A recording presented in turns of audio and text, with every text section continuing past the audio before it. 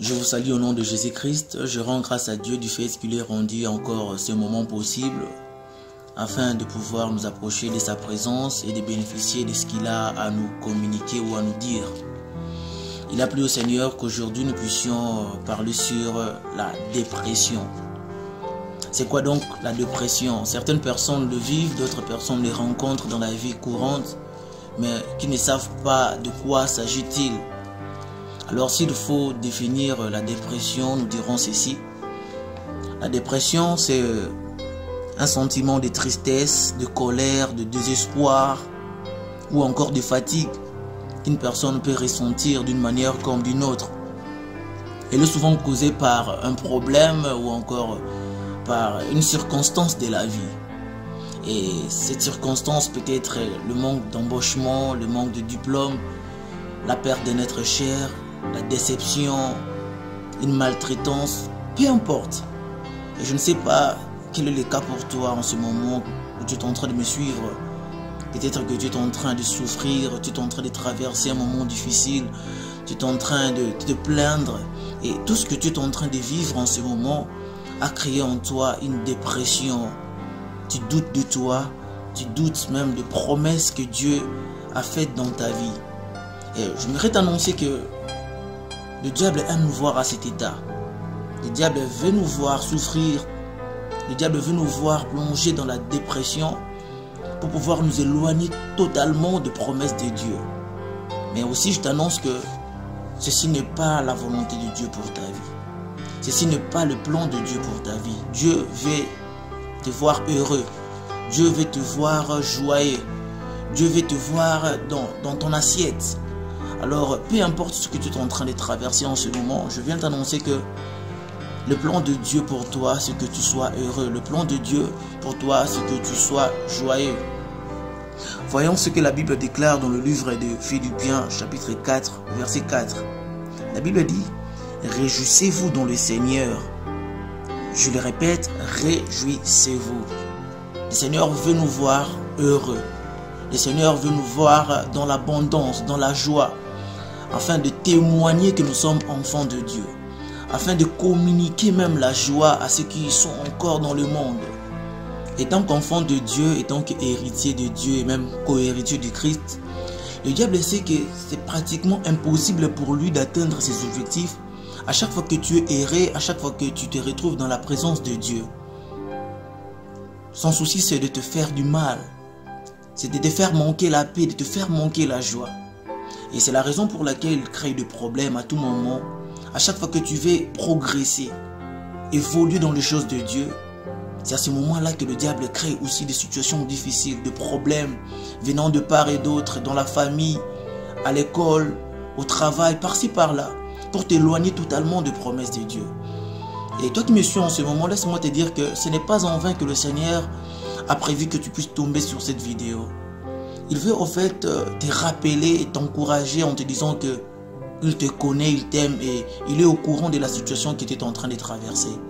À cause de la dépression, certaines personnes ont eu même la résolution de pouvoir se suicider. À cause de la dépression, beaucoup de gens ont eu l'idée d'abandonner même la foi chrétienne, d'abandonner le chemin de l'Éternel, d'abandonner de lire la Bible. Certaines personnes se disent que à quoi ça sert de prier? À quoi ça sert de continuer à aller à l'église? À quoi ça sert de continuer à aimer le Seigneur pendant que les choses ne changent pas dans ma vie?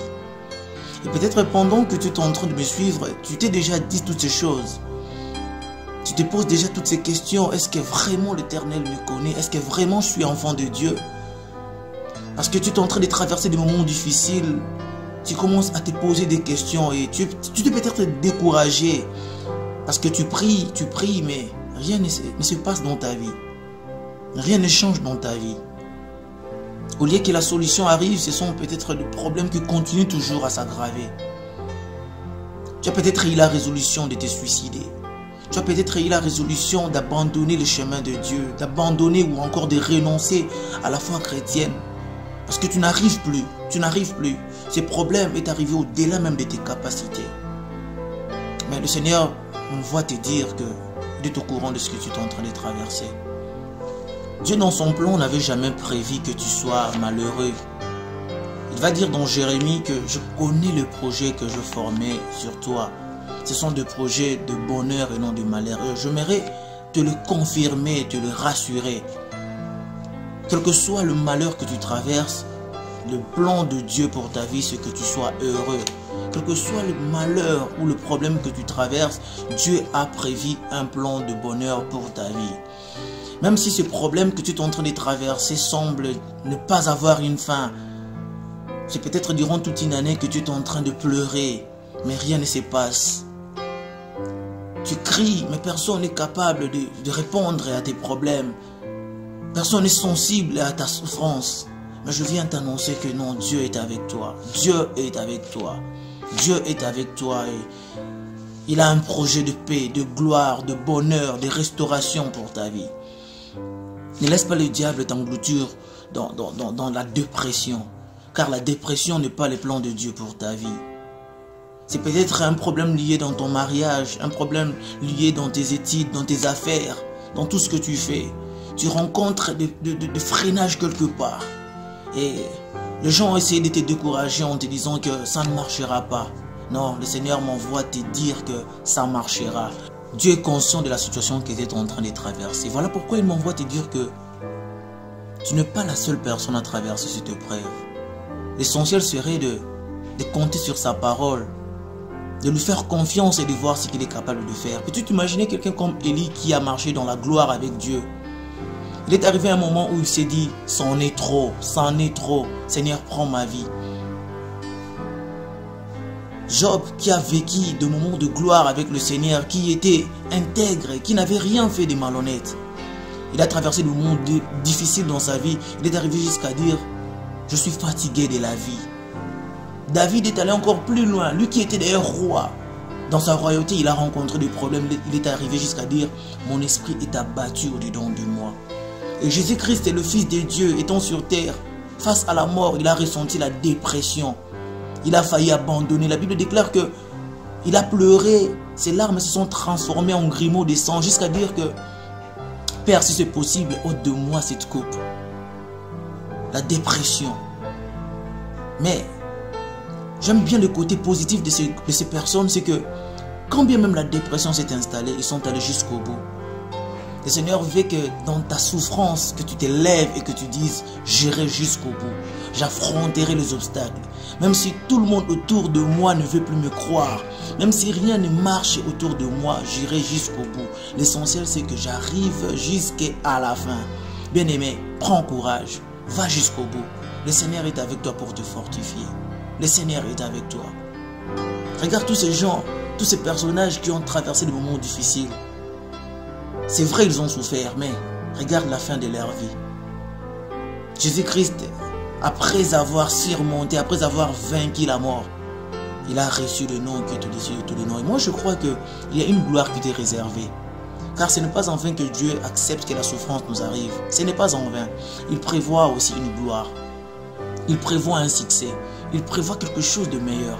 Seulement, tiens bon, va jusqu'au bout. Essaye encore de compter sur ses promesses. L'une des causes qui peuvent être même à la base de la dépression, c'est le péché. Quel est ce péché que tu as commis qui te rend jusqu'à ce moment esclave? La parole déclare que s'il arrive quelquefois que nous péchons, nous avons le juste juge, Jésus-Christ, notre avocat auprès du Père. Quel est ce péché que tu as commis? Ne reste pas dans cet état. Tu es peut-être conscient de ta vie, conscient de ce que tu as commis il n'y a pas longtemps, peut-être hier ou peut-être avant même de suivre cette vidéo. Et ce péché a fait en sorte que la dépression naisse en toi, que tu ne puisses plus croire en toi-même. Je viens t'annoncer qu'il est encore possible d'arranger avec le Seigneur. Tant que le Seigneur te laisse en vie, il te laisse encore la capacité, la possibilité de réparer avec lui. Le péché peut être l'une des causes de la dépression. Et une autre cause peut être aussi la comparaison. Ce n'est pas parce que tu es né dans une même famille avec tes frères que tu es obligé d'avoir une même destinée avec eux. Compte beaucoup plus sur le plan de Dieu sur ta vie. Arrête de te comparer aux autres.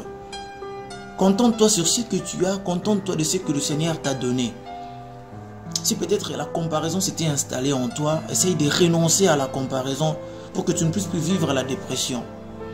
Et une autre chose encore, qui peut être la cause de la dépression de la vie d'un enfant de Dieu, ce sont des propos négatifs. Qu'est-ce que tu t'es dit de toi? Ou encore, qu'est-ce que les gens disent de toi? Essaye toujours d'être positif à tout ce que tu fais. Même quand ça ne marche pas, essaye de garder encore l'air positif. Peut-être que tu as essayé quelque part, ça n'a pas marché. Tente encore. Continue encore à espérer. Laisse tomber tout ce que les gens disent de toi. Laisse tomber tout ce que les gens parlent de toi. Essaye de proclamer des bonnes paroles. La Bible déclare que la vie et la mort sont au pouvoir de la langue. La fatigue peut aussi être une cause de la dépression. Mais j'aimerais que le Seigneur te donne encore le courage de continuer, de prospérer, d'affronter.